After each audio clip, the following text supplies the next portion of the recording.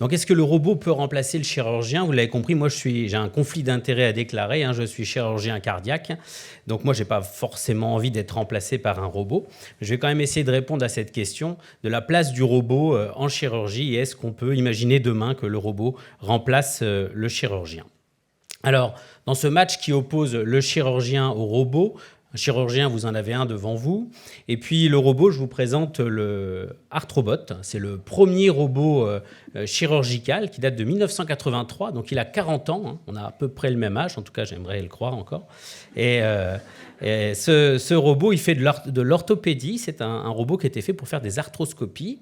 Et puis, il y a des robots maintenant qui ont un peu évolué. Et là, vous avez le Da Vinci. C'est le robot que l'on rencontre le plus actuellement dans toutes les salles d'opération où on fait de la chirurgie robotique.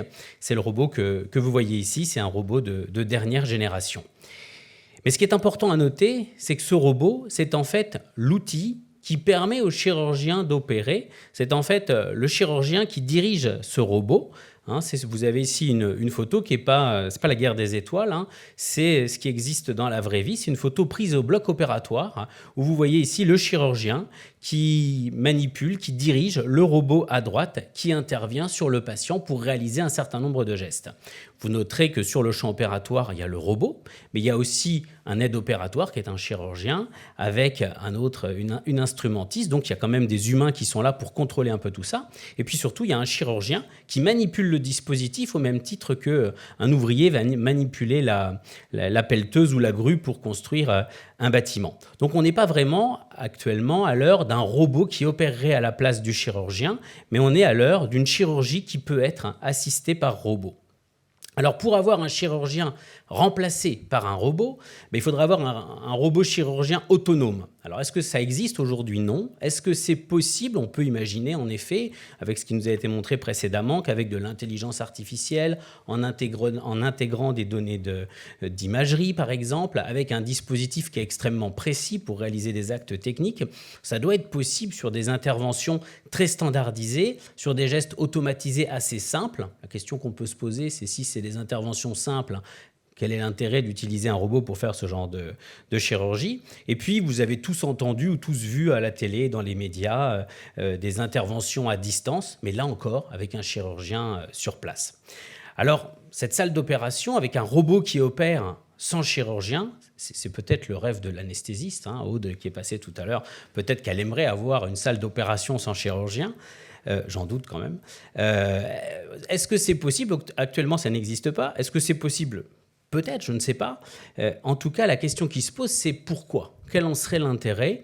Et c'est ça les questions auxquelles il faut répondre. Et ça aurait un intérêt d'avoir un robot qui remplace le chirurgien pour opérer, si c'était capable de faire mieux, si ça permettait d'avoir un plus grand accès aux soins, si c'était plus sûr, plus fiable, plus rapide et moins coûteux. Et donc, on va essayer de répondre très rapidement à ces questions. D'abord à la première, est-ce que c'est plus sûr?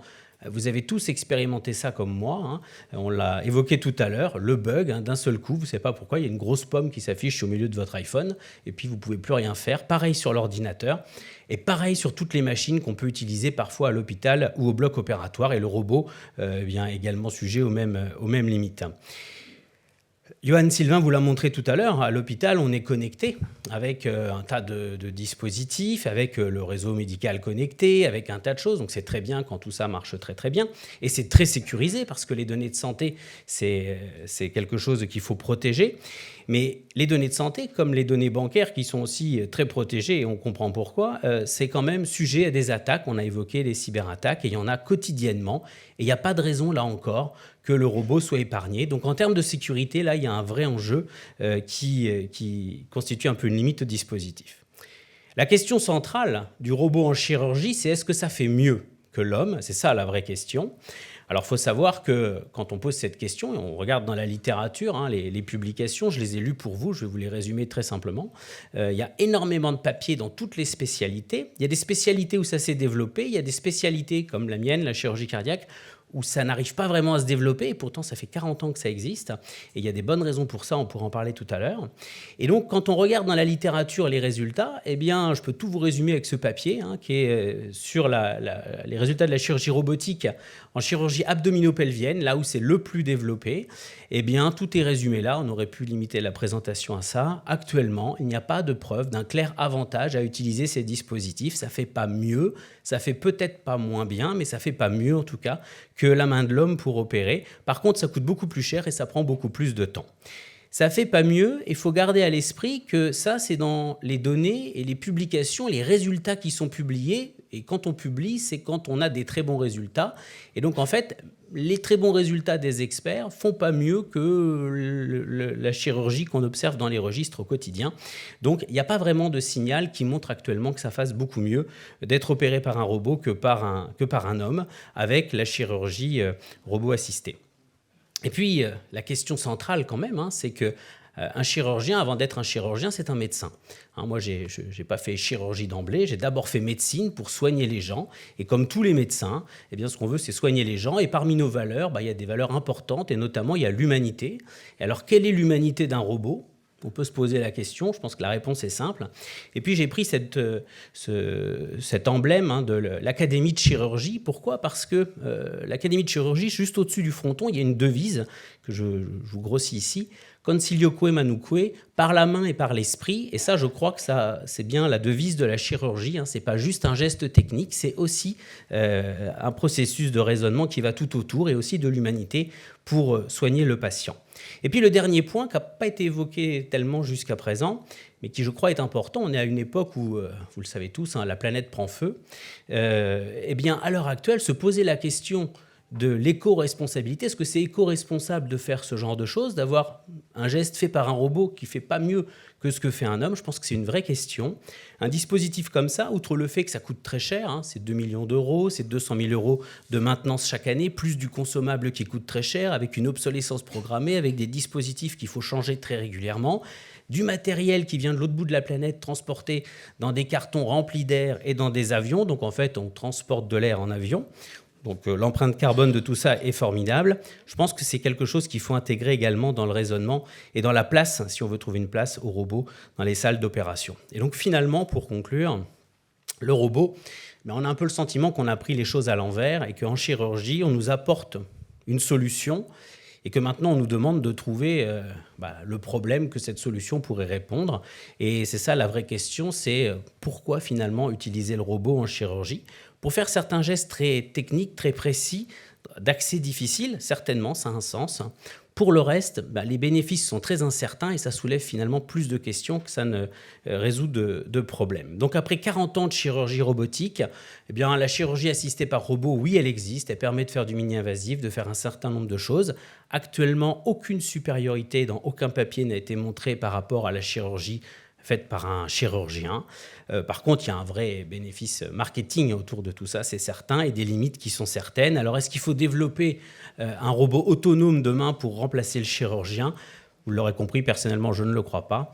Et la différence entre le robot et le chirurgien, à mon avis, c'est la différence entre faire et agir. Faire, c'est exécuter une tâche. Ça, le robot sait le faire parce qu'on lui a appris à le faire. Agir, c'est faire une tâche, mais l'intégrer dans tout un tas d'autres choses et dans un processus, un raisonnement. Et ça, c'est ce que fait le chirurgien avec un certain nombre de valeurs qui, au quotidien, guident notre pratique. Je vous remercie de votre attention. Merci Guillaume. Est-ce qu'il y a des questions sur robots et chirurgie ? Allez-y, oui. Oui, merci beaucoup pour votre présentation. J'avais une question. Avant de travailler chez Weezing, j'ai travaillé chez Thales et on était en collaboration on travaillait pas mal avec la chaire BOPA du professeur Éric Vibert, qui est le bloc opératoire augmenté. Et là, vous en avez pas parlé, mais on travaillait pas mal sur les questions de lunettes, de meilleure visualisation. Parce que chez Thales, on avait fait ça pour des pilotes. Et du coup, je voulais savoir ce que vous en pensiez et l'intérêt d'avoir ça. Vous voulez vraiment savoir ce que j'en pense ? Vous êtes sûr ? Oui, ben je vais vous donner, je vais pas vous décevoir, je pense. Je pense que j'avais pas le temps en 7 minutes d'aborder tout ça. Je pense que ça peut avoir un intérêt d'avoir un accès à l'imagerie directe, ça c'est certain. Mais actuellement, toutes ces lunettes en réalité virtuelle, réalité augmentée, etc., on essaie de nous les présenter. Et surtout, la question, ce qui est très marrant, c'est qu'on vient vous voir avec le dispositif et on vous dit, mais avec ça, quel usage vous enverriez en chirurgie? Donc ça revient à ce que je vous disais tout à l'heure. On nous apporte un outil qui peut-être aura une utilité, mais qui ne répond pas actuellement réellement à un problème. Donc moi, actuellement, dans ma spécialité, dans la chirurgie cardiaque, je ne le vois pas. Peut-être que demain, avec d'autres développements, ce sera intéressant pour certaines choses, notamment pour les pontages, par exemple, pour savoir exactement où est-ce qu'on doit réaliser le pontage. Peut-être que là, ça aura un intérêt. Mais actuellement, je ne vois pas réellement un bénéfice par rapport à ce que peut faire un chirurgien. Une dernière question. Oui, une question sur la chirurgie réparatrice, c'est-à-dire dans les conflits de guerre, on voit pas bien comment ça pourrait être utilisé. Et puis deuxièmement, est-ce que ça n'aboutirait pas à terme, si vous voulez, à déposséder finalement l'homme d'une certaine appétence, si vous voulez, à découvrir, puisque finalement il se fondera sur la technique, et finalement il aura plus, si vous voulez, cette appétence à découvrir lui-même. Je suis tout à fait d'accord et je pense qu'on peut aller un peu plus loin. C'est que quand on a un chirurgien qui doit être en backup du robot, c'est ce qu'on nous dit tout le temps, il y a un chirurgien qui est là au cas où, même quand on opère à distance, il y en a un à côté au cas où pour intervenir. Oui, c'est bien, mais faut-il encore que le chirurgien qui est là, qui soit là au cas où, soit capable d'intervenir et sache faire. Et le problème quand même, c'est que si demain on délègue au robot énormément de gestes, eh bien on perd en expertise. Et donc si on perd en expertise, nécessairement pour la sécurité et la qualité des soins, on perd aussi.